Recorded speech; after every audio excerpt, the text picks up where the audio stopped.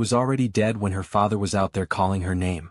That's the detail that breaks me every single time I sit with this case. While Cedric Salisbury was walking through woods, shouting into the dark, printing flyers, begging strangers for help, his daughter was already gone. And the people who knew that, they were watching him do it. They were watching the family search. They were watching the community rally. They were watching and they said nothing. This is not just a story about a murder. This is a story about the second crime, the one that happened after London Thomas died. The cover-up. The lies. The sealed plastic bin. The phone call a mother made to protect her son. And the single moment, one person's conscience breaking, that cracked everything open. But I need you to understand something before we go any further, because this case has a detail that never made it into the big headlines, a detail that changes how you see everything that came after. Hold on to that. I'm going to come back to it. Let me start with the bin. April 26, 2025. Southfield, Michigan. Officers approach an SUV parked in a quiet residential driveway on Millard Street. Nothing unusual about the vehicle from the outside. Nothing to flag it. Just a car sitting in a driveway the way 1,000 cars sit in 1,000 driveways across America on any given Saturday morning.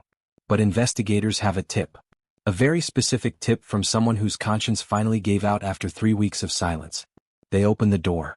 They see a sealed plastic bin in the back. And before they even open it, something shifts in the air. Because investigators at this level, FBI and Michigan State Police, they know. They can feel the weight of what's inside before it's confirmed. Inside is London Thomas. 17 years old. Missing for 21 days. The cause of death, asphyxia. Someone, investigators believe, physically stopped this girl from breathing until she was gone. And then, instead of calling for help, instead of doing anything remotely human, her body was sealed in a bin, transported across county lines, and left in the back of an SUV while her family tore apart the city looking for her. Now, here's where I need to back up. Because the story the media told you started on April 5th. But the real story, the one that explains how this was possible, starts much earlier. And it starts not with London. It starts with a pattern that nobody in London's life had the full picture of until it was far too late. Jalyn Pendergrass was 23 years old. London Thomas was 17. That's a 6-year gap that sounds small until you actually think about it. He could legally drink. She was still in high school, counting down to graduation with her prom dress already picked out. He had years of adult experience navigating relationships, power, and consequences. She was still figuring out who she was. But here's what makes this case go from tragic to terrifying. In September 2021, years before London ever entered the picture, a woman came forward on TikTok. She said that Jalyn Pendergrass had sexually assaulted her. Multiple times. She called him by name. She described the location. And when London went missing 4 years later, this same woman resurfaced. She posted videos. She was desperate to warn people. She said she was terrified that the man who hurt her had now hurt someone else. These were allegations. Jalyn was never convicted. But the question that hangs over this entire case, the one the legal system never fully answered, is this. Was there a pattern here? Was London Thomas not a crime of passion, not a sudden rage, but the next chapter in something much longer and much darker? Hold that question. Because we're going to need it. London Thomas grew up in the Detroit area. She went to Beach Elementary, then Hilbert Middle School. Everyone who knew her from those years remembers the same thing. She was always smiling, always working hard, always making people laugh. But the people who knew London best were her family, and what they describe as a girl who was deeply, deliberately connected to the people she loved. Her father, Cedric Salisbury. She called him every single day. Not occasionally. Every day. Big decisions, small problems, random thoughts. He described their relationship by pressing 2 fingers together. That close. That constant. Her grandmother, Justina Martin. London had a habit with her that Justina would later recall through tears. London would call out of nowhere and say, "Grandma, I love you." Not because she needed anything. Not to ask a favor. Just because she wanted her grandmother to know. Just because she felt it and said it. Justina said, "I got her pictures all over my house. I miss talking to my grandbaby." And there was the butterfly tattoo on the left side of London's neck. Bright, colorful, a symbol of transformation and freedom. Her friends said it fit her perfectly. A girl who was becoming. A girl who was on the edge of everything she was going to be. She had her prom dress picked out. She was weeks away from graduation. She was supposed to walk across that stage. She was supposed to have a summer, a future, a life. She was 17. Now, the relationship. London was dating Jalyn Pendergrass, and her family wasn't happy about it. They knew about the age gap. They didn't approve. And according to them, London wasn't supposed to be seeing him at all. But London, like any teenager, made her own choice. And here's the thing that matters most about that choice. Her family didn't have the full picture of who Jalyn was. They didn't know his background. They didn't know what had been alleged about him before. That gap in knowledge, that silence, would cost London Thomas her life. Prosecutors would later confirm something critical about the timeline. By the time London showed up at Jalyn's house on April 5th at 4 in the morning, the relationship was already over. They had broken up. So why was she there? Was she trying to get closure? Picking up her things? Did he ask her to come? Did she go on her own? We don't know. What we do know, what investigators know and what the evidence confirms, is this: the most dangerous moment in any relationship, especially one with a power imbalance, especially one with a history of control, is when someone tries to leave. That is when the violence is most likely to happen. That is when things escalate. That is the window where lives are lost. London Thomas walked through Jalyn's front door at 4 in the morning and never walked out. Her sister drove her there. She dropped London off on the 27,260 block of Carlisle Street in Inkster, Michigan, watched her go inside and drove away. She probably told herself she'd hear from London in a few hours. She probably didn't let herself think about the alternative. Hours passed. A full day. London didn't call. Didn't text. Didn't come home. For a girl who called her father every single day, this was not normal. This was not a silence that could be explained by a dead phone or a busy afternoon. Cedric Salisbury knew it immediately. Her sister knew it the same day. She filed a missing person report with Inkster Police on April 5th, the same day she dropped London off. London's mother filed a second report with Detroit Police the next day. And then investigators found something that made no sense. London's phone was pinging. But not at the house on Carlisle Street where she had been dropped off. It was pinging at Cooper Elementary School in Westland, Michigan. A completely different location. A school. In the middle of a residential area. Miles away. Why was her phone there? Did someone take it there deliberately to create a false trail? Did someone dump it and run? Or was London herself brought there against her will? The family didn't wait for answers. They drove to that school themselves. They searched the area. They couldn't find the physical phone, but they knew, they felt, that something was deeply, catastrophically wrong. Cedric Salisbury later said, "I can't do nothing without my daughter. It's been the hardest thing I ever had to face in my life." But here's what nobody in that family knew in those first terrible days. London was already gone. And her body was being hidden in a way so calculated, so cold, that it is difficult to fully comprehend even now. 2 days after London disappeared. April 7th. Charla Pendergrass, Jalyn's mother, 49 years old, picked up her phone and called a male friend. She had a favor to ask. Simple, she made it sound. "Could you help me move a sealed plastic bin?" That was it. That was the whole ask. A sealed bin. Unknown contents. No explanation. No context. And the friend said yes. He showed up 4 days later on April 11th. He picked up the bin. He transported it to a home on Millard Street in Southfield, loaded it into the back of an SUV parked in the driveway and left. No questions asked. The bin sat in that vehicle for 2 weeks. Still. Hidden in plain sight. While London's father walked through wetlands calling her name. While her grandmother made public pleas on the news. While volunteers, strangers who had never met London, came out in numbers that overwhelmed Cedric, who barely had a social media presence and was stunned that anyone showed up at all. Everybody came together, he said. It was heartwarming. It was a blessing. And the entire time that bin was sitting in that driveway. I want you to sit with that for a moment. Because this is the part of the case that doesn't just make you angry, it changes something in you. It asks a question about humanity that doesn't have a comfortable answer. How do you watch a family in that kind of pain and say nothing? How does a mother make that phone call, ask that favor, and then go about her days while a teenage girl's family is on the news begging for answers? London's aunt said it out loud. She said it to reporters, and you could hear the fracture in her voice. All of these lies just to push us away from what we're trying to do. What did you do with her? You were the last person seen with her. The community kept searching. The focus stayed on the Cooper Elementary area in Westland, where the phone had pinged. Volunteers combed through woods. They checked wetlands, abandoned trailers, places most people would never want to go. One volunteer described it as creepy. A lot of woods. A cemetery nearby. But they kept going. They kept looking. Meanwhile, law enforcement was building its case. The FBI got involved. This had escalated beyond a local missing person case. Multiple agencies, Inkster Police, Detroit Police, FBI, Michigan State Police, were all coordinating now. And their attention kept returning to Jalen Pendergrass. He was evasive. He wasn't giving straight answers. He wasn't cooperating.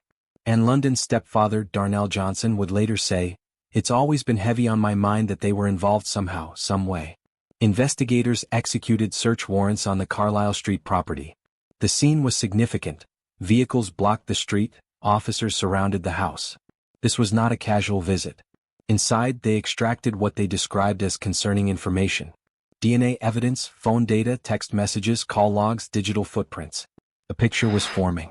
A timeline was taking shape. But London was still missing. And the question that nobody wanted to say out loud, because saying it made it real, was sitting in the air over every search party, every vigil, every press conference. Is London Thomas still alive? The answer came on April 26, 2025. 21 days after she disappeared. The friend who had moved the bin, the man who said yes without asking questions, finally broke. His conscience wouldn't hold anymore. He contacted Inkster Police. He told them everything. The phone call from Charla, the bin, the address on Millard Street, the SUV in the driveway. Investigators didn't wait. Police, FBI, and Michigan State Police converged on the Southfield address. They approached the vehicle. They opened the door. And there it was, exactly as the friend described. The sealed plastic bin. Sitting there as if it were nothing. As if there were nothing inside. The medical examiner confirmed what investigators feared. London Thomas was dead. Cause of death, asphyxia. Oxygen deprivation. The manner of death was ruled a homicide. Someone had physically stopped London from breathing. This was not an accident. This was not a collapse. This was intentional, sustained, violent. Someone held her down or held her throat and did not stop until she was gone. When the family got the call, 3 weeks of fragile hope collapsed in an instant. The prayer was over. London wasn't coming home. One of her friends said it quietly to a reporter. She was graduating. Going to prom. She had so much ahead of her. Now comes the legal chapter, and this is where the case takes a turn that will make you question everything about the system designed to deliver justice. In May 2025, Charla Pendergrass was arrested and charged. The charge? Lying to a peace officer in a violent crime investigation. Here's what she had told investigators. She said she saw London leave the house on April 5th. She said London walked out alive. She gave investigators a timeline that, if true, would have shifted the entire investigation away from the house on Carlisle Street. But phone records contradicted her story. Video footage contradicted her story. London never left that house alive. Charla had looked investigators in the eye and lied, deliberately, to protect her son and destroy the investigation. The case seemed solid. The family exhaled just slightly. Justice felt like it was coming. And then in August 2025, the charges against Charla Pendergrass were dismissed. Dismissed. The reason? A legal technicality. Charla had lied to an FBI agent. But under Michigan law, an FBI agent does not meet the definition of a peace officer. The statute applies to local and state law enforcement. Federal agents fall outside that definition. So even though the lie was proven, even though the evidence was clear, even though Charla Pendergrass had demonstrably obstructed the investigation into a murdered 17-year-old girl, the charge could not legally proceed. Imagine being London's family in that courtroom. Imagine watching the person who helped conceal your daughter's murder walk out of that room because of a definitional gap in a statute. But here is what matters. Investigators did not stop. They kept working. Wayne County Prosecutor Kim Worthy and her team put in what she would later call countless hours of investigation. The Michigan State Police kept building. The FBI kept building. And they were going to do this right, so right that no technicality could touch it again. October 16, 2025. 6 months after London Thomas was killed. Both of them. Mother and son. Both accused of murdering London Thomas. Both accused of covering it up. Both facing up to life in prison if convicted. Worthy didn't soften her words. She called it a cruel and deadly crime. She praised the work of the Michigan State Police, the Detroit Police Department, and the FBI. And for the first time in 6 months, London's family had something that felt like solid ground. The next day, both defendants were arraigned at the 22nd District Court in Inkster. The charges were read. Bond was set. Through their attorneys, both Jalen and Charla maintained their innocence. Jalen's attorney asked people to let the evidence play itself out. Charla's attorney questioned the timing and the evidence. That's their right. That's how the system works. A jury will hear it all. But here's the evidence prosecutors have built. The friend's testimony, the man who moved the bin who came forward and told the truth. Phone records that place London's phone in a location that disproves Charla's alibi story. Video footage that contradicts the claim that London walked out of the house alive. DNA evidence collected during the FBI raid that ties suspects to the scene. Electronic evidence, texts, call logs, digital footprints, that paint a picture of exactly what happened and what was done to hide it afterward. This is not a circumstantial case built on inference.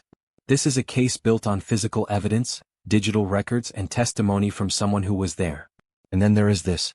Darnell Johnson, London's stepfather, got a tattoo in her honor after she was found. A permanent mark on his body because he needed to keep her close. And he said about the people accused of taking her, harming a child, taking their life, that's beyond being a parent. That's just straight evil. Straight evil. I've been sitting with this case for a long time now, trying to understand the sequence of choices that led to a 17-year-old girl sealed in a plastic bin. And what strikes me, what I genuinely cannot let go of, is not the violence itself as horrifying as it is. It's the silence that followed. The deliberate, strategic, sustained silence. The choice to watch a family suffer and say nothing. The choice to make the phone call. To ask the favor. To move the bin. To repeat the lie to investigators. Over and over, in the days and weeks after April 5th, someone looked at the pain on Cedric Salisbury's face and chose to keep him in it. That is the part that stays with me. Not just one decision made in a moment of rage or panic. A sequence of decisions made calmly, made deliberately, made while a community was grieving. There are still questions this case hasn't answered. We don't know exactly what happened inside that house on Carlisle Street in the early hours of April 5th. We don't know whether Charla was present when London was killed, or whether she arrived after. We don't know what Jalin told her or what she figured out on her own. We don't know whether the friend who moved the bin understood what he was carrying, or whether he convinced himself not to ask. We don't know whether London fought back, whether she screamed, whether anyone could have helped her and didn't. A trial will answer some of these questions. A jury will weigh the evidence. And whatever verdict comes, it will not bring London home. But here is what I keep returning to, the question underneath the question. If that TikTok woman's allegations had been taken more seriously in 2021, would London Thomas be alive today? If someone had listened, if there had been a record, if the pattern had been documented and acted upon, would a 17-year-old girl with a butterfly tattoo and a prom dress and a grandmother who still has pictures all over her house still be here? We'll never know. And that's the truth of it. We'll never know. The world London was supposed to have, the graduation, the summer, the years of becoming who she was going to be, that's gone. Gone in a house on Carlisle Street at 4 a.m. Sealed in a bin. Left in a driveway. London Thomas called her grandmother just to say I love you. For no reason. Just because she felt it. That's who we lost. So I'm asking you something directly. When you see a warning sign, when you know something feels wrong, when the phone call comes and you're asked to help move something you shouldn't move, what do? Because in this case, one person's conscience eventually broke. One person eventually couldn't hold the weight of it. And that is the only reason London Thomas was found at all. Speak up. Always speak up. If London's story affected you, if it stayed with you the way it stayed with me, hit the like button. It helps this video reach more people. It helps make sure her name doesn't disappear into the algorithm. Subscribe to follow this case through trial because this story is not over. And drop a comment below. What do you think should happen to both Jalin and Charla Pendergrass? What does justice look like for London Thomas? Because London Thomas deserved to graduate. She deserved her prom. She deserved to grow into whoever she was becoming. She deserved to call her grandmother on a random Tuesday and say I love you for no reason at all. She deserved all of it. Rest in peace, London. Your story matters. And we will not look away.